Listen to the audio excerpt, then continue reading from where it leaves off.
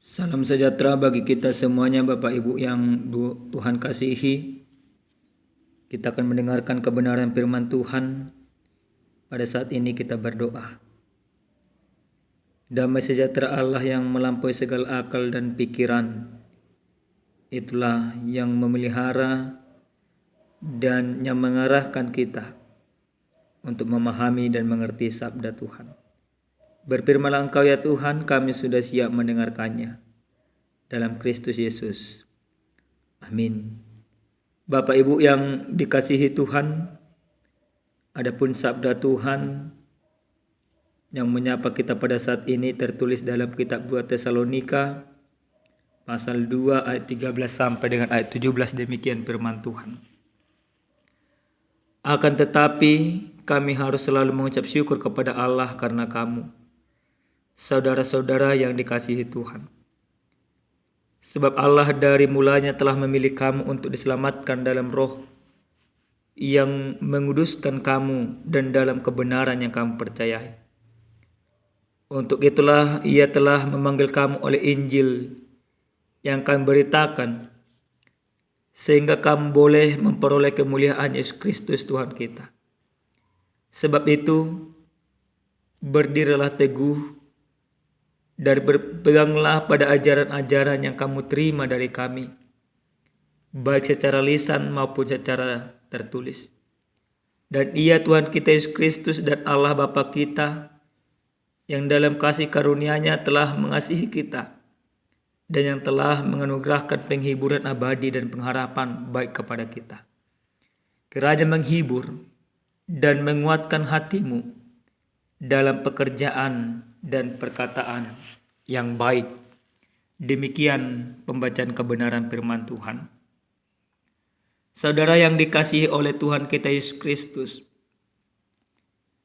setiap sekali 5 tahun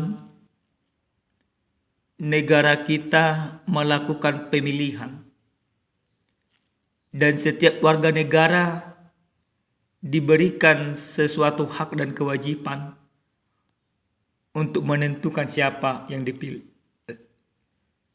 Sering sekali apa yang kita putuskan, apa yang kita pilih karena kita berkeyakinan bahwa dia yang terbaik daripada yang lain. Bahwa dia yang akan membawa sebuah inspirasi di dalam kehidupan kita. Tapi walaupun sering sekali Bapak Ibu yang Tuhan kasihi, yang kita pilih tidak menang, dan yang kita pilih menang tapi mengecewakan. Tetapi yang menjadi bagian kita sudah kita lakukan. Soal orang tersebut mau melakukan menjadi bagiannya, itu bukan hak kita lagi. Menjadi hak kita melakukan pemilihan yang terbaik sesuai dengan keyakinan kita. Nah, Bapak Ibu yang dikasihi Tuhan, dalam sabda Tuhan yang sampai kepada kita pada saat ini, di mana Paulus memberikan sebuah pencerahan atau memberikan penyadaran kembali kepada orang-orang Tesalonika. Pada saat itu orang-orang Tesalonika ada yang meragukan akan keselamatan yang dia terima, yang sudah Tuhan Yesus berikan. Nah, keraguan itulah sering sekali dimanfaatkan oleh orang-orang yang tidak bertanggung jawab. Sehingga orang yang ragu itu akhirnya happy endingnya meninggalkan imannya. Dalam situasi yang tidak jelas untuk beberapa orang, Paulus mencoba mengingatkan kembali kepada mereka lewat tulisan yang disampaikan. Dan itulah perikop khotbah yang sampai kepada kita pada saat ini. Bapak Ibu yang Tuhan kasihi, di mana dalam ayat yang ke-13 Paulus katakan, akan tetapi kami telah harus mengucap syukur kepada Allah karena kamu saudara-saudara yang dikasihi Tuhan, sebab Allah dari mulanya telah memilih kamu. Pertama, Paulus memberitahukan bahwa Allah sendirilah yang berinisiatif, yang memilih semua orang untuk diselamatkan. Bukan orang itu yang mempunyai pilihan atau yang memilih untuk diselamatkan Allah. Tetapi Allah memilih setiap orang untuk diselamatkan. Maka orang yang dipilih oleh Tuhan ini, yang Tuhan inginkan supaya dia menghasilkan buah yang baik, tidak mengecewakan. Nah, dalam ayat berikutnya, Paulus katakan untuk itulah Ia telah memanggil kamu oleh Injil yang diberitakan sehingga kamu boleh memperoleh kemuliaan Yesus Kristus Tuhan kita. Maka tujuan Allah memilih orang-orang percaya untuk tetap diselamatkan, atau tujuan Allah memilih orang-orang berdosa untuk ditebus, supaya orang-orang berdosa itu merasakan kemuliaan Tuhan.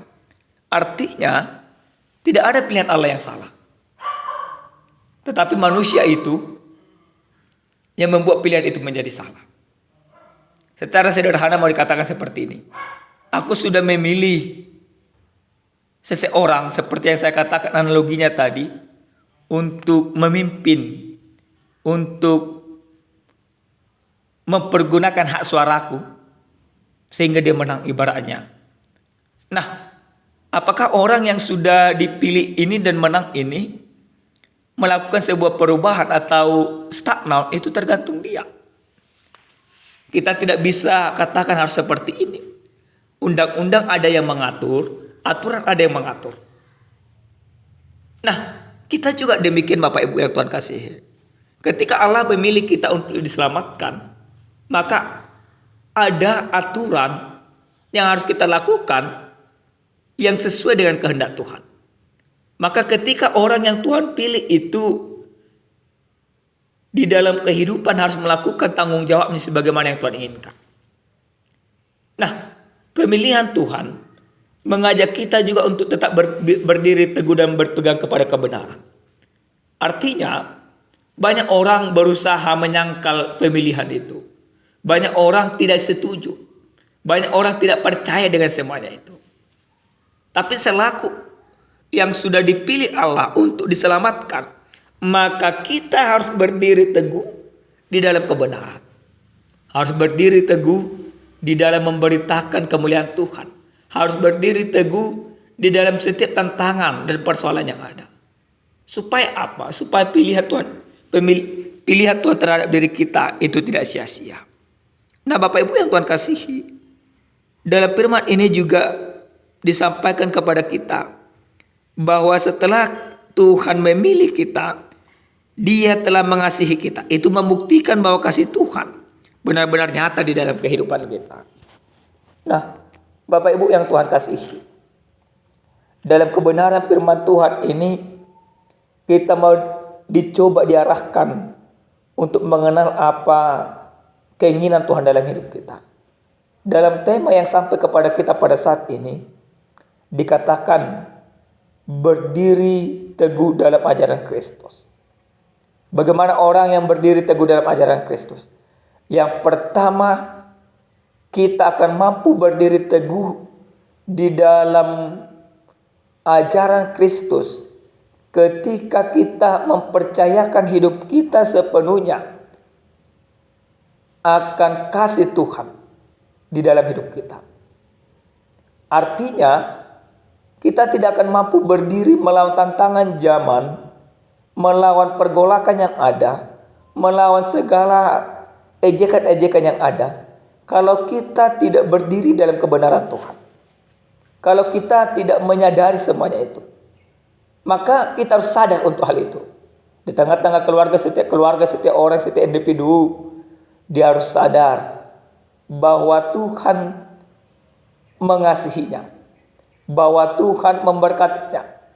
Maka kalau kita sudah sadar akan hal itu, dengan demikianlah kita diajak untuk berdiri teguh dalam ajaran Kristus. Yang kedua, bagaimana orang supaya berdiri teguh dalam ajaran Kristus? Yang kedua, yang Tuhan inginkan, bahwa kita mempunyai iman yang benar kepada orang yang menyelamatkan kita dengan benar. Artinya apa? Artinya kita harus tetap beriman kepada Tuhan. Walaupun dia sebagai manusia yang notabene-nya 100% dalam penyelamatan kita, tapi dia 100% Allah. Yang artinya supaya kita berdiri teguh, tidak digoyangkan oleh arus-arus dunia ini, kita harus punya iman yang sungguh-sungguh, tanpa ada keraguan. Kalau kita masih ragu bahwa Kristus adalah Tuhan, maka kita tidak akan percaya akan penyelamatan yang Yesus berikan. Yang berikut dan yang terakhir Bapak Ibu yang Tuhan kasih, tujuan kita berdiri teguh di dalam ajaran Kristus supaya kita mendapat kemuliaan bersama-sama dengan Kristus. Nah, ada hadiah yang kita nantikan, yaitu kemuliaan di dalam Kristus. Kemuliaan di dalam Kristus tentu akan menjadi bagian kita kalau kita tetap hidup dalam ajaran Kristus. Ajaran Kristus yang sudah nyata kepada kita, kita praktekkan, kita kerjakan, kita lakukan. Ajaran kasih secara khusus. Maka yang Tuhan inginkan dari kita di zaman ini, itu supaya kita hidup di dalam kasih.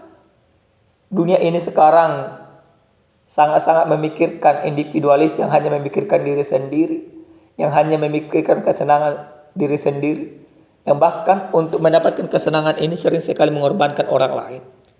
Tapi orang yang hidup dalam ajaran Kristus, dia melakukan kasih itu, sekalipun dia harus berkorban untuk melakukan kasih itu, mengorbankan waktu, mengorbankan pikiran, mengorbankan tenaga, dan mengorbankan segalanya.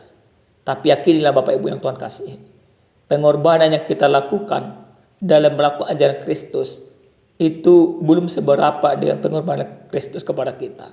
Pengorbanan kita sebagai bentuk bahwa kita sudah hidup di dalam kasih Allah. Pengorbanan kita sebagai bentuk bahwa kita meyakini bahwa Allah telah memilih kita. Yakini pribadi bahwa Tuhan tidak pernah salah memilih kita untuk diselamatkan. Maka lakukan, kerjakan keselamatan di dalam kehidupan. Amin, kita bersatu dalam doa. Terima kasih Tuhan buat segala kebenaran firman-Mu.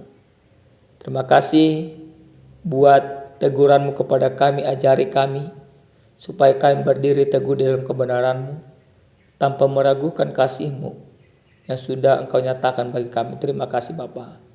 Roh Kudus-Mu menaungi kami supaya kami mampu melakukan firman-Mu. Dalam nama Yesus kami berdoa. Amin. Shalom, salam sehat, Tuhan memberkati.